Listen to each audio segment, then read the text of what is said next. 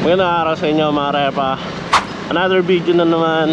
And today, naisipan ko na isama kayo sa biyahe ko papasok ng trabaho. At ipapakita ko na rin sa inyo ngayon kung gaano kaganda o gaano kasarap i-drive tong Suzuki Bergman Street EX sa traffic.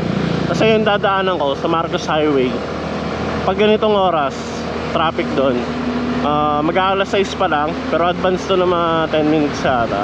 So basta mag-aalas 6 pa lang, traffic na doon. So magandang ano siya, magandang sample para makita nyo lang kung mahirap ba i-drive to sa traffic o sobrang laki ba para isingit-singit. Alam mo yun, syempre di naman natin maiwasan na hindi sumingit-singit, lalo pag rush hour, mga ganitong oras, di ba? Though hindi naman advisable na gawin yun mga repa. But if you're going to do it safe, no? Yung wala kayong madadamay na iba.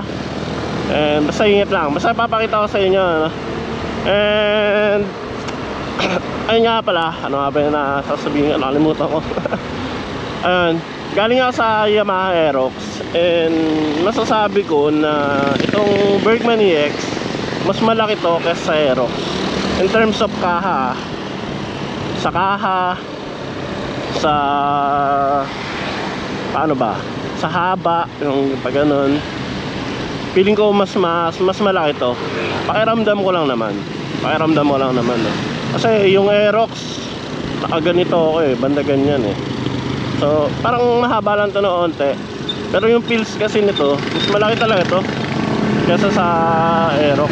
Kung tama yung pakiramdam ko, ano, nalalakihan ako dito Kaya nung unang gamit ko nito, sabi ko parang nakakailang to i-drive sa traffic Pero nung na-try ko na, sobrang dali pala. Para kasing ang gaan niya dalahin.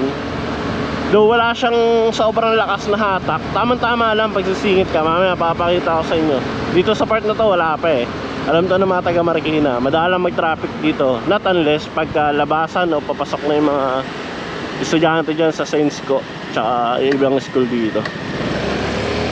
Ito muna tayo dito. And papakita ko sa inyo mamaya pag nandun na tayo sa Marcos Highway na. Actually, Monday ko sana to i-video. I mean, magbablog ako na Monday sana kasi mas traffic pagka Monday.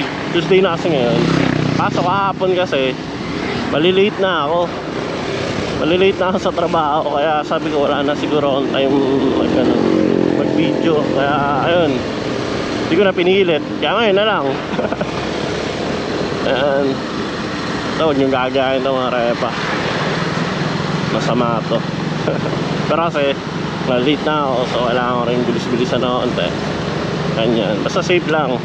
Pero hindi ito advisable, masama kasi ito. Stoplight, sayang, hindi natin nabutan yung green. Yan mga repa, paligo na tayo na Marcos Highway. At kung makikita nyo, may build up na ng traffic dito pa lang. Ayan. Diba? Yan, papasok na tayo sa traffic area. Actually, hindi yan ganyan ka-traffic Hindi pa ito ganito ka-traffic. Pag Monday talaga naman, nag-aaway-aaway na. Pero yan, okay na to. Sample lang naman. At di tayo dadaan sa gitna para mas maganda, para mas makita nyo kung gaano siya kadali isingit-singit. Ito maluwag to makasiksika na yun talaga. Pero tara, ito yun nandito, diba? Okay na to. Ano, okay tayo. Di ganun kalakas yung hatak ng Bergman lalo yung arangkada. Pero enough yun para makasingit-singit ka, lalo pag sa mga ganitong heavy traffic. Ito, medyo masigit to. Kasya pa tayo dyan mga repa. Kasya tayo dyan, diba? Smooth lang. Ayoko gumilid kasi dun pinakamadali. Dito tayo sa gitna para may challenge onte, para makita nyo na hindi mahirap isingit-singit ang Bergman. Yan.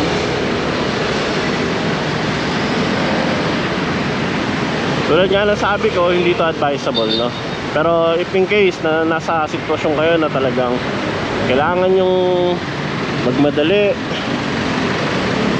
at makarating agad kung saan kayo papunta, ito, sample lang naman. Ang aalalahanin nyo lang naman talaga dito, itong side mirror, kasi tulad na ibang motor, ka-level lang din to ng mga side mirror na mga kotse. And noong una nga pag ginagawa ko yun, parang sabi ko, aabot yata kasi parang ang haba. Pero nasanay na ako, hindi naman pala. At hindi naman ako nasingit pagka alam kong alanganin, delikado, yun, pinipili ko lang din. Kasi yung pagsingit-singit naman kasi talaga, wala yan sa motor. Nasa driver yan. Diskarte ng driver sa pag-check niya ng paligid, kaliwat kanan, di ba, bago siya dumiretso, tumingit. Ano naman yung pinakaunang-una nyo dapat malaman eh. Hindi sa capability ng motor, kundi nasa driver. Pero ayun, sobrang ikli lang, sobrang onti lang ng traffic today. Pero ayun yung sample ko ngayon. Sayang eh, Tuesday na kasi. Kung Monday ko to binidyo, mas traffic nun. Pati 611 na kasi, 611 na. Pag diniretso pa C5, traffic din dun eh. Baka maliit na ako, kawawa naman ako, yari ako sa boss ko. Kaya siguro okay na yun. Pero titingnan natin dito sa may pa Eastwood kung traffic din, para may sample pa tayo. Yan. Kung makikita nyo, ewan ko kung kita sa video, lagi ako natingin sa side mirror, mga repa. Ito ang pinaka-importante, side mirror. Tingin palagi bago kumilos, bago lumipat ng linya, bago gumawa ng galaw na maaaring maapektuhan ng ibang rider. Tingin muna sa side mirror. Hindi ako makapag-drive na maayos pag wala akong side mirror, sa totoo lang. Ito yung pinaka-importante sa motor ko, para sa akin ha. Kasi dyan nakasalala yung buhay ko eh. Makikita ko dyan kung tatamaan ako sa likod, kung may nadamay ako sa gilid, kung sakaling liligaw ako ng walang pakundangan, ganyan, di ba? Ganda ng araw. Okay, hindi pa tayo sa kaliwa, ay sa kanan. Kasi liligaw ang Eastwood. Tingin din sa side mirror bago kumilos ng ganon.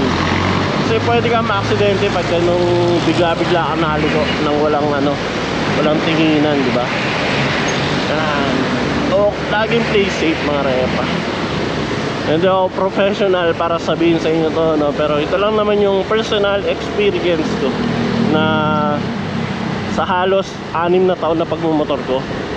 Di pa naman ako na-aksidente ng matindi. Like, meron mga slide, ganyan. Pero yung mabangga ako sa likod dahil sa pagsingit-singit, so far wala pa naman, and hoping na walang gano'n na mangyari, no? And yun tingnan ko dito sa may bago mag-Eastwood, alam ko traffic din dito eh.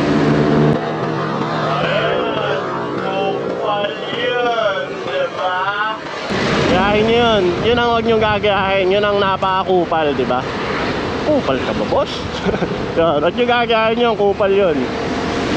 Atingin pa talaga, Pero ayun nga, huwag ka lang papalamang sa ego mo. Pag nakita mong gumanon, pag minor ka na, para kahit papaano, diba? Hindi ka na sumalubong, hindi yung papalagan mo pa. Kasi buhay mo yan eh. Pero ayun nga, nakita ko 1% na lang yung GoPro ko. Malobot na ako. So, tapusin na natin yung video dito. Baka mawalan pa ako ng outro eh. Sayang naman yung video na to. And ayun, traffic nga rin. Pero siguro di naabot yung battery ko. Kaya mga repa, maraming salamat sa pagsama ngayong araw. Kahit saglit na yung video, pinakita ko lang naman sa inyo yung konting traffic skills or like traffic situation paggamit nyo yung Bergman. And yan, maraming salamat ulit. And kita kayo sa susunod na video, mga repa. Huwag kayong mahiyang mag-subscribe or follow nyo yung page ko para sa mga susunod natin content. And as always, ingat kayo mga repa. Enjoy your life and ride safe. Bye bye.